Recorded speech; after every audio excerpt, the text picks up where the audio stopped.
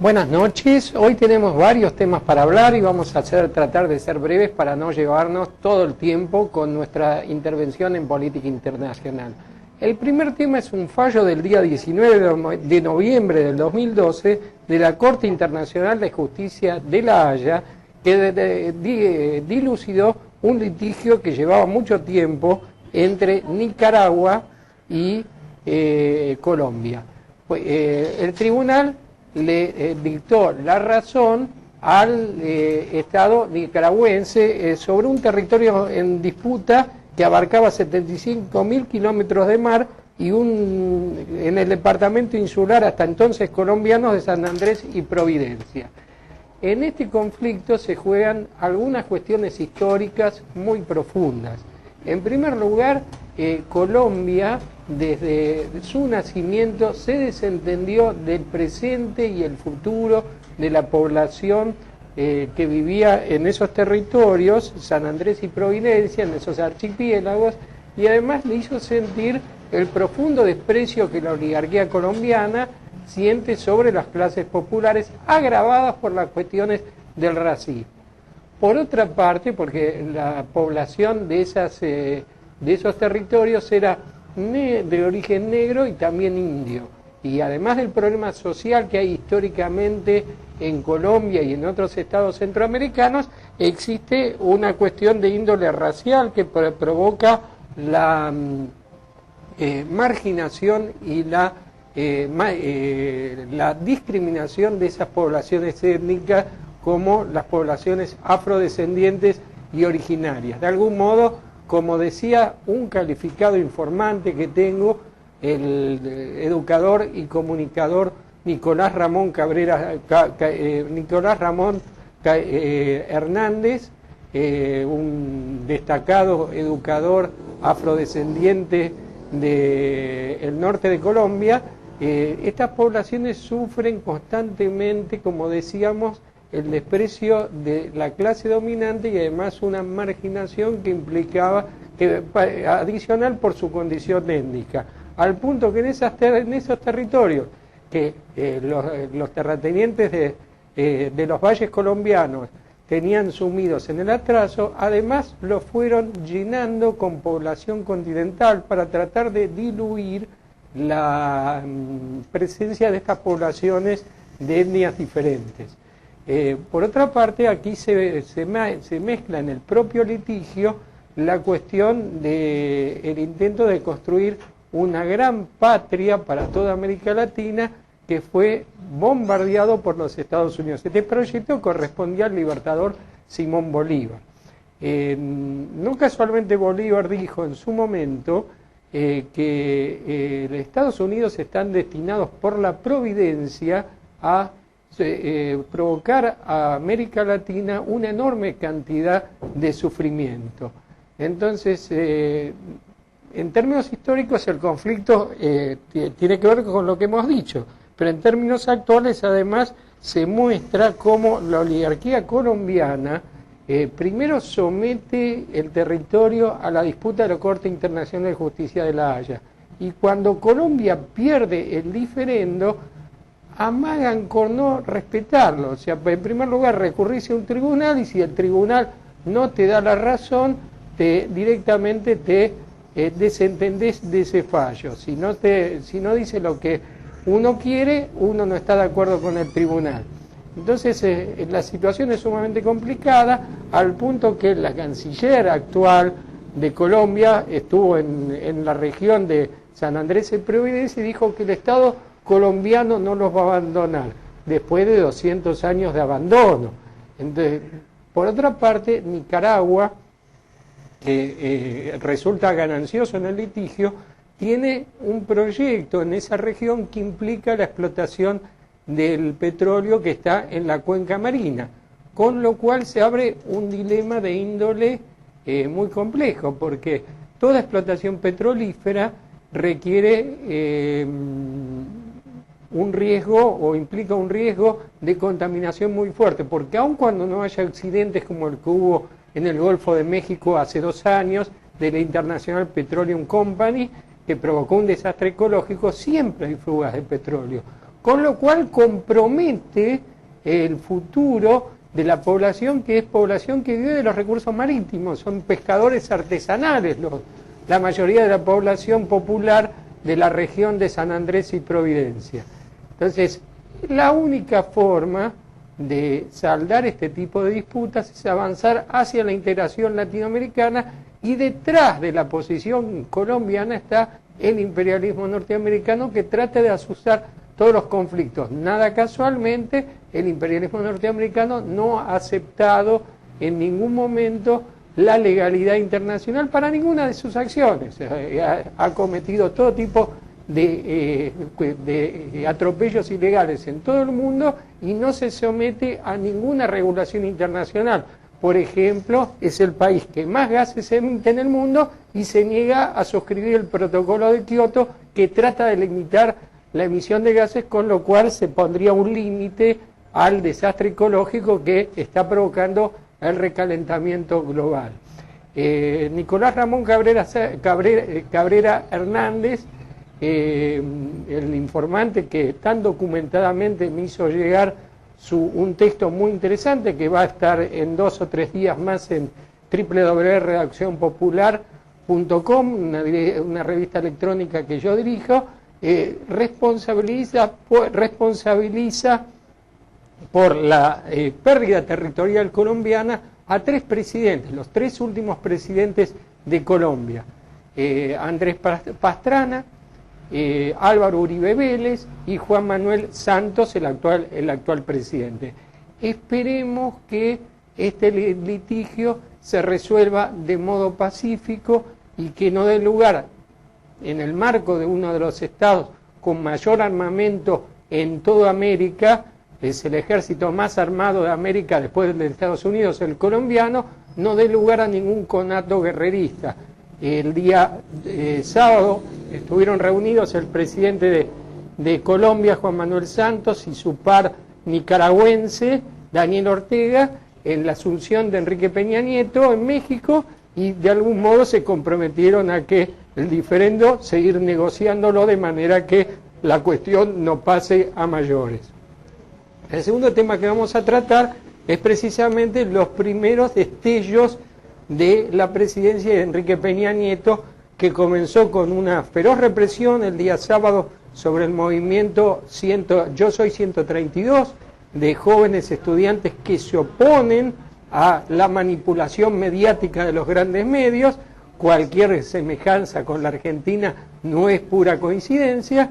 El Peña Nieto, ya a cargo del gobierno, es responsable de la represión terrible sobre los jóvenes que protestaban en las afueras del Palacio del Congreso, donde se produjo la asunción del nuevo presidente, y al otro día se anunció la firma de un pacto entre los 3 partidos importantes de México, con 3 ejes fundamentales. Los 3 partidos son el PRI, el Partido Revolucionario Institucional, que es una especie de peronismo menemista; el PAN, que es la derecha neoliberal que viene de dos periodos en el gobierno; y el PRD, Partido de la Revolución Democrática. Pero a poco de firmarse el pacto, una fracción del PRD desmintió haberlo firmado y repudió a la otra fracción que sí había signado el tratado. Este pacto entre los 3 partidos se compromete a 3 ejes fundamentales. El primero es fortalecer el Estado mexicano. No hay que olvidar que en gran parte del territorio mexicano imperan las bandas de narcotráfico. En realidad han sido usadas como pretexto para reprimir a movimientos populares, pero indudablemente el narcotráfico existe, no es que yo lo estoy ninguneando.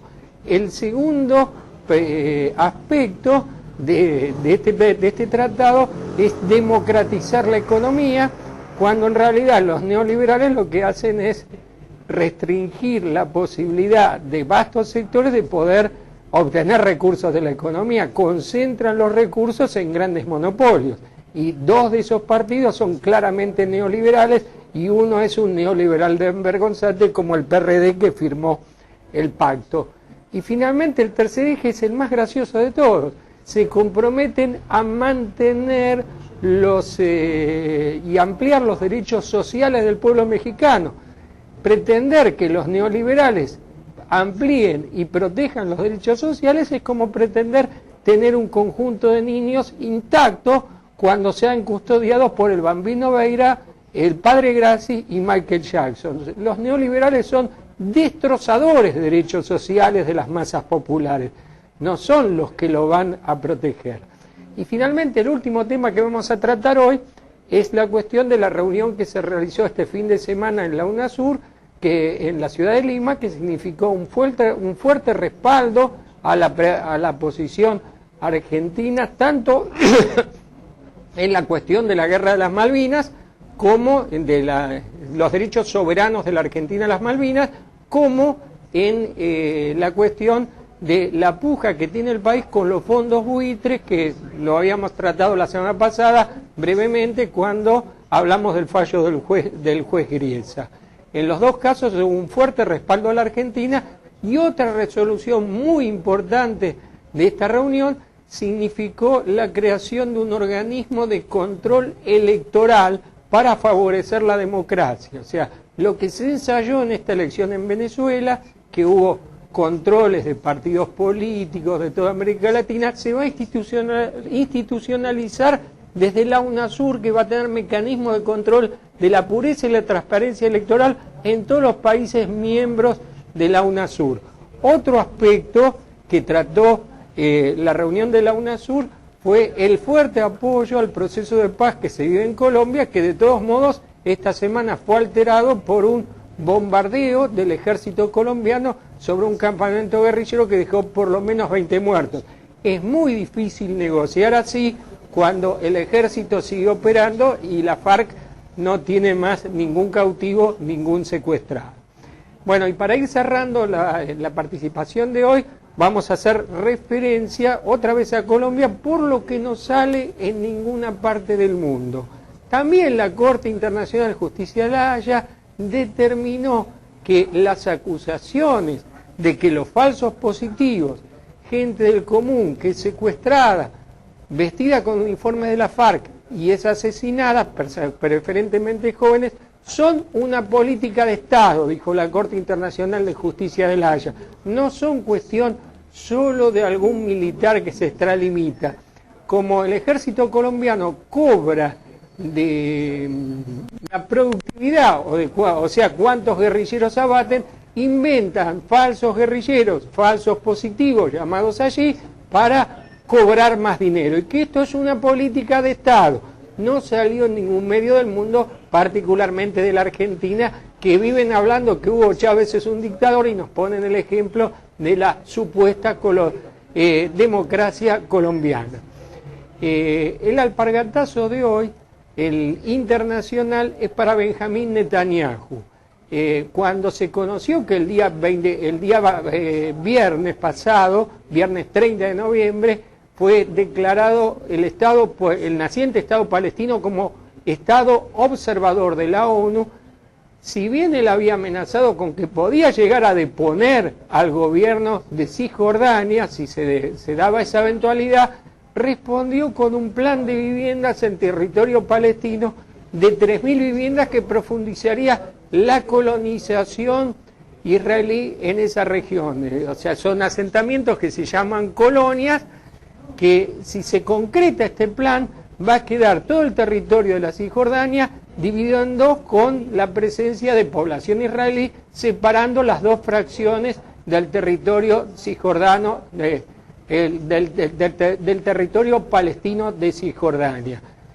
Hasta los propios aliados de los Estados Unidos, de Israel, como los Estados Unidos, Francia e Inglaterra, se opusieron a esta decisión de Netanyahu. Habrá que apretar fuertemente la presión sobre los Estados Unidos para que no se lleve a la práctica. Y el alpargatazo nacional de la fecha es para el documento presentado la semana pasada por la Conferencia Episcopal, que uno no sabe si es una cosa seria o es una humorada que han hecho los obispos. En primer lugar, hablan contra la pobreza, pero no dicen quién la produce, como han hecho muchas veces, despotricar contra la pobreza, pero omitir hacer referencia a quién produce la pobreza. Ahora, el presidente de la conferencia episcopal, el obispo Arancedo, viene de una familia oligárquica. Tal vez ahí podamos saber por qué no hablan de quién produce la pobreza. La pobreza la produce la oligarquía terrateniente, que tiene a sus peones trabajando en negro y en consecuencia sin acceso a obra social, sin acceso a jubilación. Eso provoca la generalización de la pobreza. Los grandes empresarios también provocan la pobreza. Nunca aparece esa cuestión en los documentos episcopales. Pero lo que resulta más gracioso es que hablan de que la sociedad argentina está dividida y enfrentada. Ahora, ¿qué pretenden? Que un chico que ahora puede tener 30 y pico de años, que creció sin su padre porque fue desaparecido, que muchos de ellos fueron apropiados por los asesinos de su padre, se sienten con los militares que provocaron que ese niño no conociera a su padre y que creciera sin la protección de la figura paterna o materna, y le den un beso al asesino de su hijo. ¿Por qué no van a hablar con los niños violados por curas a ver si se sentarían el padre del niño violado con el cura que lo violó?